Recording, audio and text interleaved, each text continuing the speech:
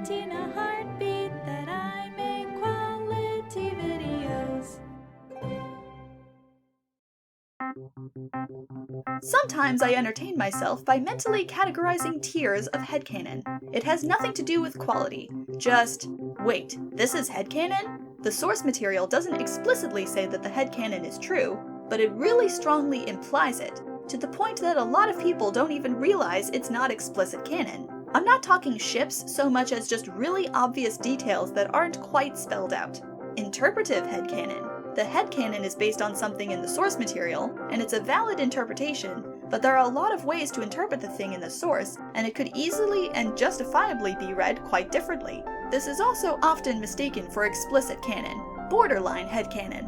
The headcanon is spun off from something in the source material and doesn't contradict anything in it, but the basis is ephemeral enough that it's mostly something you, someone else, the fandom made up and ran with. Classic headcanon.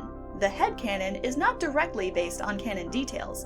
It's made up to fill those fun blank spaces in canons, and to connect things we do know. So it works with what's established in canon and can lead to really fun and interesting spins on canon, but it definitely leans more towards invention. This headcanon has creaky floorboards. The headcanon is not only stuff you, I, fandom made up to go with canon details, it can actually be fairly difficult to reconcile with those details. It's technically possible to make them fit if you squint and interpret it in some specific and improbable ways, but it's an obvious stretch. This sounds negative, but sometimes canon details suck. Headcanon? Creaky?